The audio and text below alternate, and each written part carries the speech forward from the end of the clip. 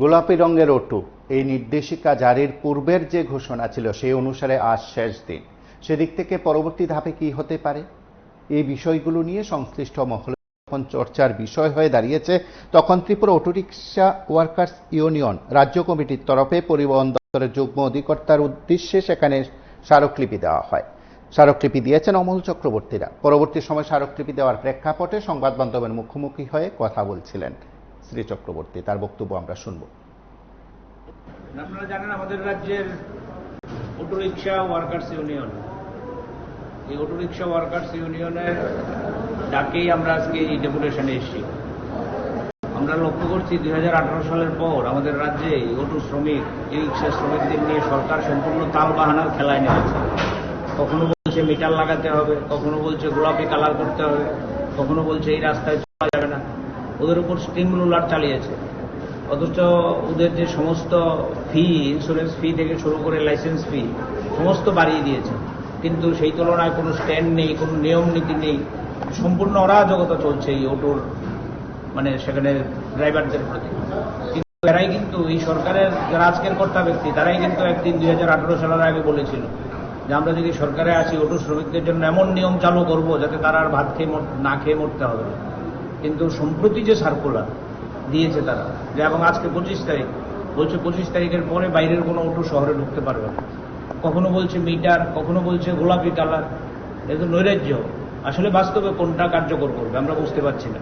তাহলে রানীর বাজার, রেশমবাগানের যাত্রীরা আগরতলা ঢুকতে পারবে না, আমতলির যাত্রীরা আগরতলা ঢুকতে পারবে না। আমাদের রাজ্যে তো পরিবহন ব্যবস্থা বিপর্যস্ত। বামফ্রন্ট সরকারের আমলে যে আপনারা জানেন বাস দিয়েছিল এই যে জওহরলাল নেহরু রিনিউয়াল মিশনের প্রকল্পে, সেই বাসগুলো তো আজকে চলছে না। কোনো টাউন বাস সার্ভিস নেই, টিআরটিসির সার্ভিস নেই। তাহলে গ্রামের মানুষ কি দোষ করলো? তারা কি করে আসবে ডাক্তারের কাছে, কি করে আসবে সেখানে প্রাইভেট টিউটারের কাছে, কি করে আসবে আত্মীয় স্বজনের বাড়িতে? সবটা একটা স্পষ্টীকরণ দরকার। ইউনিয়ন, আমাদের রাজ্যের সবচেয়ে বড় union Tripura auto rickshaw workers union, সম্পাদক সভাপতি ওনারা এখানে আছেন, ওনারা জানেন না এরকম একটা সার্কুলার হয়ে গেল। এমনকি শাসক দলের যে বিএমএস, ওনারা পর্যন্ত জানেন না সার্কুলার হয়ে গেল। তাহলে শ্রমিক সংগঠনগুলো আছে, সরকার কথা বলবে না শ্রমিক সংগঠনগুলোর সাথে? যাত্রী সাধারণ আছে, যাত্রীরাই তো অটো সার্ভিসকে বাঁচিয়ে রেখেছে, যাত্রীদের সাথে কোনো কথা নেই। আগরতলার বিশেষজ্ঞ অনেক ধরনের মানুষ আছে এই ক্ষেত্রে, তাদের সাথে কথা বলা যেত। রাজ্যের প্রাক্তন পরিবহন মন্ত্রী থেকে শুরু করে অন্য যারা বিভিন্ন সময় পরিবহন দপ্তর চালিয়েছে, রিটায়ার্ড, তাদের সাথে কথা বলা যেত না। একরোখা সিদ্ধান্ত, সম্পূর্ণভাবে সার্কুলার দিয়ে দিচ্ছে কদিন পর পর। আমরা এই মিটার নিয়ে আগে রাজ্যের পরিবহন মন্ত্রীর কাছেও গেছি। পরিবহন মন্ত্রী বলছে আমরা তো এটা জানি না, এটা তো আমার ঘটনা না। তাহলে আমল কোনটা বড় কথা না, বড় কথা হচ্ছে শ্রমিক বঞ্চিত হচ্ছে, তাদের পকেটে পয়সা যাচ্ছে। এর বিরুদ্ধে আজকে এসছি। আমাদের জয়েন্ট ট্রান্সপোর্ট কমিশনার প্রদীপ বাবু যিনি আছেন, ওনার কাছে আমরা ডেপুটেশনে মিলিত হয়েছিলাম, ওনাকে স্মারকলিপি দিয়েছি। উনি বলেছেন এটা সেক্রেটারি থেকে নিয়ন্ত্রিত হয়, সেখানে কথা বলবেন এবং আমরা আবেদন করব অবিলম্বে এই যে নির্দেশিকা, যেটা শ্রমিক এবং যাত্রীদের পেটে লাথি মারবে, যাত্রীদেরকে সেখানে অসুবিধায় ফেলবে, এই কালো সার্কুলার বাতিল করে সমস্ত অংশের মানুষের সাথে কথা বলেই সর্বজনগ্রাহ্য একটা সিদ্ধান্ত যাতে নিতে পারে, এই কারণে আমরা এখানে এসেছি। সরকারের তো কোনো নিয়মের বালাই নেই, কিছু কোনো নিয়ম নীতি নেই কোনো ক্ষেত্রে না, শুধু ওই পরিবহন ক্ষেত্রে না। ওই শুনলাম পরিবহন ক্ষেত্রে লাইসেন্স নাকি দোকানের মধ্যে পাওয়া যায়, রাস্তার রোড লাইসেন্স আমি শুনছিলাম, পয়সা দিলেই সব মিলে। এই তো চলছে অনিয়মের আখড়া তো এই সরকার। তো এই অনিয়মের বিরুদ্ধেই তো আমরা এখানে এসেছি।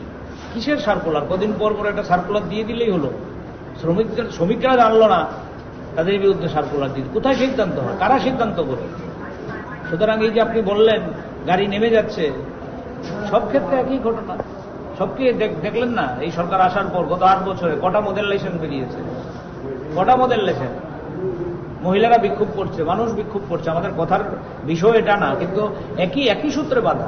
আপনি যেটা বললেন ই রিক্সার লাইসেন্স আর মডেল লাইসেন্স, পয়সা দিলেই তো সব হয়। এখন সাম্রাজ্য তো, আইনের শাসন বলতে তো কিছু নেই। কালকে কথা প্রসঙ্গে বলবো, কালকে উদয়পুরে ভাঙের পারে যেটা ঘটনা ঘটলো, ওরাই তো টাটা কালীবাড়ি নিয়ে গোটা রাজ্যকে তোলফাড় করে দিয়েছিল। আজকে ওরা চুপ।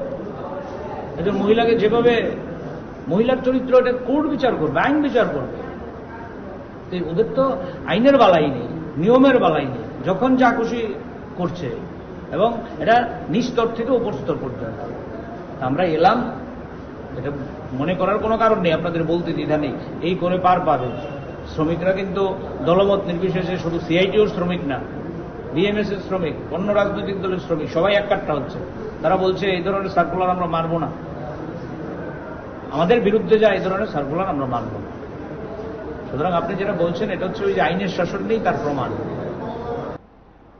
আপনারা শুনলেন সেখানে সিআইটিউর নেতা অমল চক্রবর্তীর প্রতিক্রিয়া, সামগ্রিক বিষয়গুলো উত্থাপন করেছেন। সেদিক থেকে গোলাপী রঙের অটো বিষয়ে আজ সর্বশেষ কি সিদ্ধান্ত হবে এ নিয়ে অপেক্ষায় রয়েছেন অটো চালকরা। দেখতে থাকুন PB24।